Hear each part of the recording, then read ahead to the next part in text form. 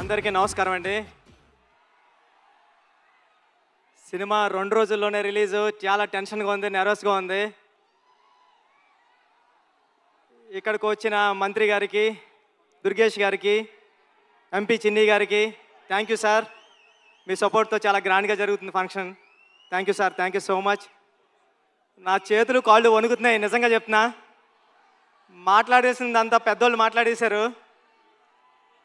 కానీ చెప్తా, 5 సంవత్సరాల తర్వాత, ఉప్పెన తర్వాత 5 సంవత్సరాల తర్వాత మళ్ళీ ఇంకో సినిమా చేశాను నేను.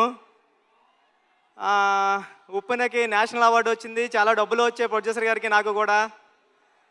ఇన్ని సంవత్సరాల టైం ఎందుకు తీసుకున్నారా అంటే అది ఓన్లీ పెద్ద సినిమా కోసం తీసుకున్నా. ఇక్కడే ఉప్పెన టైంలో నాకు విజయవాడలో చాలా మంచి అనుబంధం ఉంది. ఒక్క నిమిషం మాట్లాడేస్తాం, ఫటఫట్లాడతా. చరణ్ సార్ వచ్చేస్తారు నెక్స్ట్.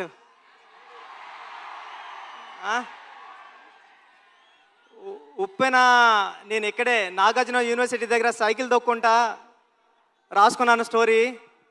నేను ఫాదర్ అవుతున్నానని డాక్టర్ గారు చెప్పింది కూడా విజయవాడలోనే. ఆ దుర్గామాత బ్లెస్సింగ్స్ నాకు ఎప్పుడూ ఉంటాయని కోరుకుంటున్నాను. చరణ్ సార్, నేను ఉప్పెన అయిపోయిన తర్వాత ఎవరితో సినిమా చేయాలని టెన్షన్లో తిరుగుతూ ఉంటే నన్ను మీ దగ్గరికి తీసుకొచ్చారు మా గురువుగారు సుకుమార్ గారు. థ్యాంక్ యూ సుకు సార్, నన్ను చరణ్ సార్ దగ్గర కూర్చోబెట్టినందుకు తీసుకెళ్ళి.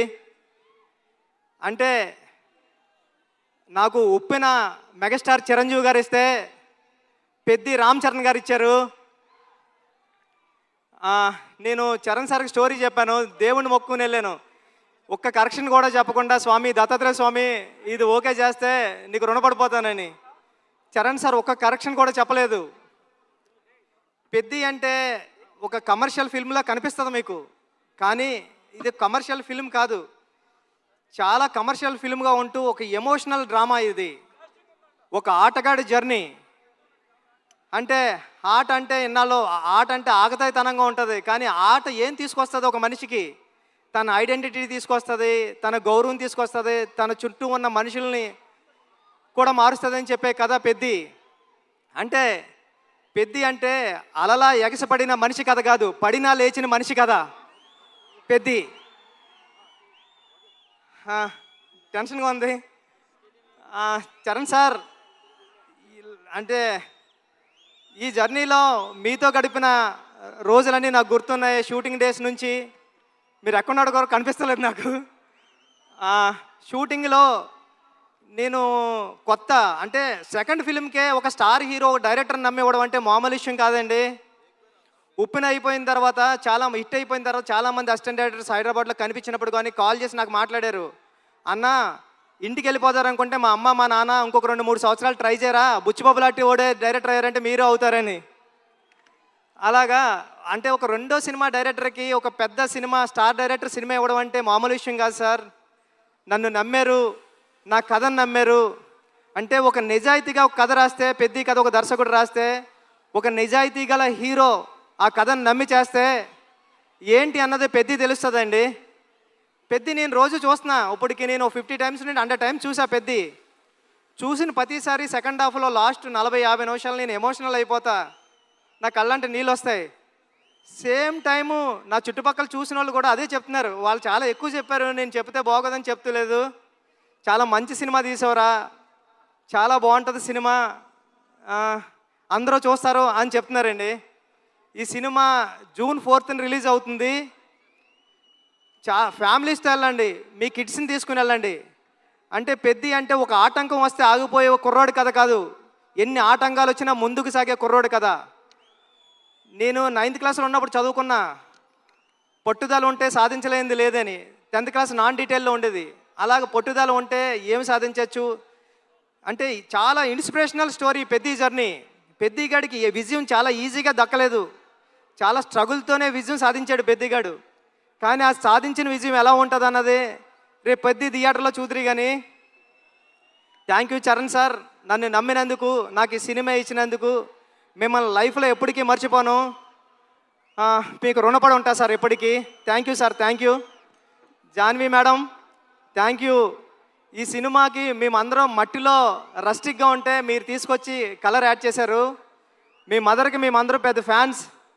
మీ పర్ఫార్మెన్స్ ఎలా ఉంటుందంటే ఒక్కొక్క సీన్లోని ఒక మగరాయిల్లాగా ఉంటుంది, ఒక హీరోయిజం ఉంటుంది మీ పర్ఫార్మెన్స్లో. ఈ సినిమాలో చాలా మంచిగా యాక్ట్ చేశారు. ఈ అచ్చియమ్మ క్యారెక్టర్ని కూడా మర్చిపోవడం అంత ఈజీ కాదు. క్లైమాక్స్లో మీరు చేసే ఆ పెర్ఫార్మెన్స్ కానీ అన్నీ.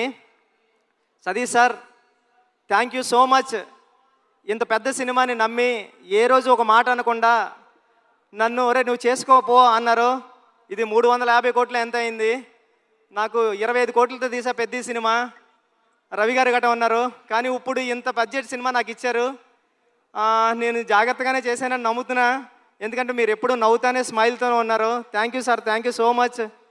జగపతి బాబు గారు, అంటే హీరో గారిలో రామ్ చరణ్ గారిని ఎలాగా నమ్ముతారో దీంట్లో అప్పల సూర్య అనే క్యారెక్టర్ ఉంటుంది.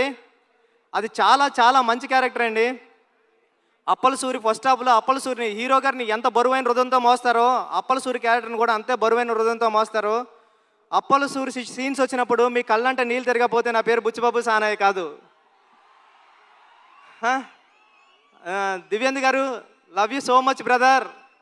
మీ మిర్జాపూర్ సినిమాకి నేను పెద్ద ఫ్యాన్, మీ రైల్వే మ్యాన్ కానీ అన్నీ. Thank you so much sir. మీరు దీంట్లో పెద్దలో పార్ట్ అయినందుకు, ఆన్ బోర్డ్ అయినందుకు thank you so much sir. మీరు చాలా super actor. Love you sir. రండి సార్.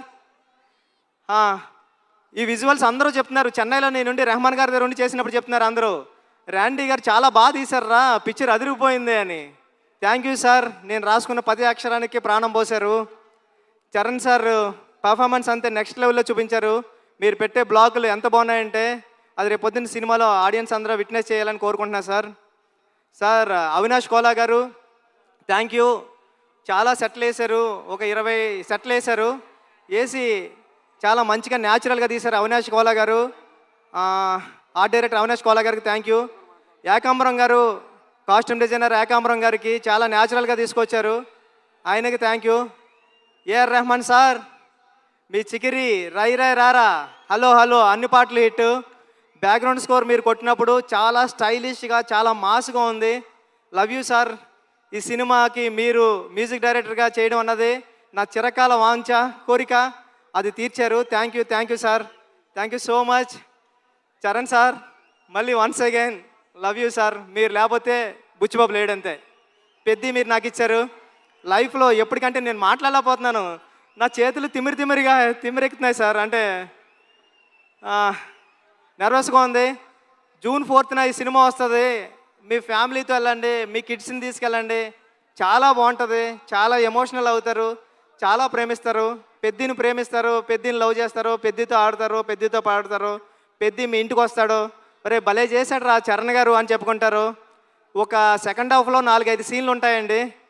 చరణ్ సార్ పెర్ఫార్మెన్స్ ఎలా ఉంటుందంటే మీ కళ్ళంటే నీళ్ళు రాకుండా ఉండవు. Charan sir thank you sir. June 4న థియేటర్స్లో కలుద్దాం, ఎమోషన్ అవుదాం. Thank you sir. Thank you so much. Thank you sir. Thank you. Buchi Babu garu, వెళ్లే ముందు I know you're very emotional already. అయితే వెళ్లే ముందు ఒక క్వశ్చన్.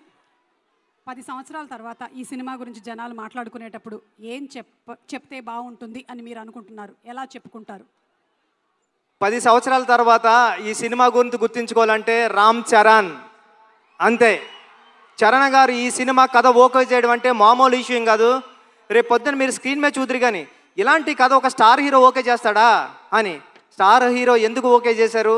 ఒక కథను నమ్మితే ఆయన కూడా ఒక కథ నమ్మి మీ అందరికీ ఒక మంచి కథ, మన రూటెడ్ కథ, మన విజయనగరంలో జరిగిన ఒక కుర్రోడి కథ చూపించడానికి వస్తున్నామండి. Thank you sir. Thank you madam. Thank you Suma garu. Thank you so much. మీరు చాలా బ్యూటిఫుల్గా ఉన్నారు. Thank you sir. Thank you. లాస్ట్లో మాకు కూడా ఒక బిస్కెట్ వేసినందుకు.